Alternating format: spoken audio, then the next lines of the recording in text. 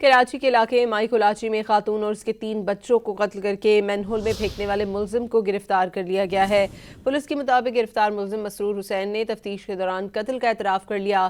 ملزم مسرور حسین نے اپنے بیان میں کہا کہ خاتون تعویذ کرتی تھی، جس سے پریشان ہو کر انیلہ اور بچوں کو قتل کیا۔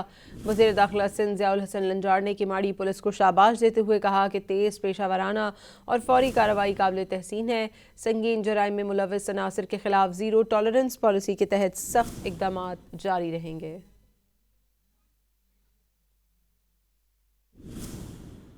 کراچی کے علاقے مائی کولاچی میں خاتون اور اس کے 3 بچوں کو قتل کر کے مین ہول میں پھینکنے والے ملزم کو گرفتار کر لیا گیا ہے۔